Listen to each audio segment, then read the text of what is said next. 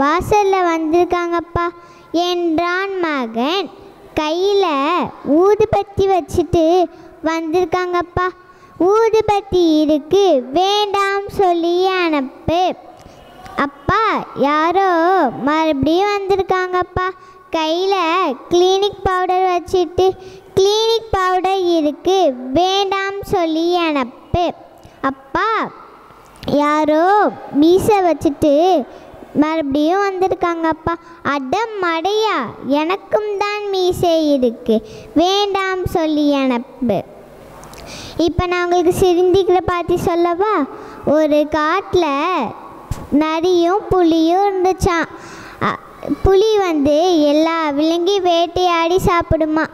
அப்போ நரியை போய் வேட்டையாடி சாப்பிட போணுச்சான் புலி. அப்போ நரி சொன்னிச்சான், நான் சாமியோட பிள்ளை, நீ சாப்பிட்டுட்டனா உனக்கு சாமி தண்டனை தரும் அப்படின்னு சொன்னிச்சான். அப்போ புலி நம்பவே இல்லையா. சரி அப்படின்னு சொன்னிச்சான். ஆனால் அது மனசுக்குள்ளே நம்பவே இல்லையா புலி. வா, நீ நம்பலன்னு எனக்கு தெரியுது, நம்ம காட்டுக்குள்ளே போய் பார்ப்போம், எல்லா விலங்கும் என்னை பார்த்து பயப்படும் அப்படின்னு சொன்னிச்சான் நரி. அப்போ புலி போணுச்சான். அப்போ எல்லா விலங்கும் பயந்துச்சான். ஆனால் நரியை பார்த்து பயப்படலையாம், புலியை பார்த்து தான் பயந்துச்சான். அதனால் புலி நம்பிடுச்சான்.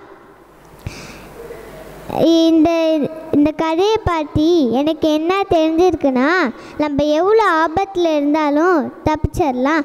நன்றி, வணக்கம். விலங்குகளிடமிருந்து மனிதனை வேறுபடுத்துவது சிரிப்பு மட்டுமே என்று சிரிப்புடன் கூடிய சிந்தனையும் மேற்கொள்ளுங்கள் என்று துணிவுடன் பேசி சென்ற தீப்திக்கு வாழ்த்துக்கள். Next I call lot number 8, Sai Dhanwant M, 3rd standard A1. Lot number 8, Sai Dhanwant M, 3rd standard A1.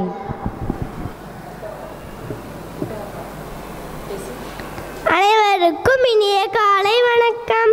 புரட்சி பாதையில் கை துப்பாக்கியை விட பெரிய ஆயுதம் புத்தகம் மட்டுமே என்றான் லெனின். புத்தகம் இல்லாதில் என்னை பூட்டினால் 2 மணியை எழுந்துடுவேன் என்றார் வைரமுத்து. அத்தகைய சிறப்பு மிக்க இந்த புத்தகங்களை படிக்கும் வாய்ப்பை இந்த கோடை விடுமுறையில் ஏற்படுத்தி கொடுத்த நூற்றாண்டு கடந்தோம். பகலிலும் இரவிலும் ஜோஜலிக்கும் நமது மாணிக்ஷால் பள்ளிக்கும் பள்ளி நிர்வாகத்துக்கும் பள்ளி ஆசிரியர்களுக்கும் என்னுடைய நன்றியை தெரிவித்துக் கொண்டு என்னுடைய உரையை தொடங்குகிறேன். என் பெயர் எம் சாய் தன்வந்த். நான் 3ஆம் வகுப்பு படிக்கிறேன். நான் இந்த கோடை விடுமுறையில் படித்த புத்தகத்தின் பெயர் ஹிட்லர். இந்த புத்தகத்தை எழுதியவர் பெயர் திருப்பா ராகவன் அவர்கள். திருப்பா ராகவன் அவர்களை சுருக்கமாக பாரா என்று அழைப்பார்கள். பாரா 1971ஆம் வருடம் அக்டோபர் மாதம் 8ஆம் நாள் சென்னையில் பிறந்தார். இவரது பெற்றோர் பெயர் பார்த்தசாரதி ரமாமணி ஆகும். இவரது தந்தை ஒரு ஆசிரியர் ஆவார். இவரை நான் தேர்ந்தெடுத்த முக்கிய காரணம், இவர் நம் மண்ணின் மைந்தன், அதாவது தஞ்சாவூர் மாவட்டத்தை சேர்ந்தவர். பல்வேறு விருதுகளை வாங்கிய பாரா அவர்களில் குறிப்பிடத்தக்க விருது 2004ஆம் ஆண்டிற்கான பாரதிய பாஷா பரிஷத் விருது. பாரா அவர்கள் இந்த புத்தகத்தை எழுதியவற்றுக்கான காரணம் என்னவென்றால், ஒரு சாதாரண சிப்பாயாக இராணுவத்தில் இருந்து ஒற்றனாக மாறி இந்த உலகையே ஆட்டி படித்த ஹிட்லரை பற்றி நான் தெரிந்து கொள்ள வேண்டும் என்பதற்காக பாரா அவர்கள் இந்த புத்தகத்தை எழுதியுள்ளார். ஒரு தனி மனிதனால் உலகையே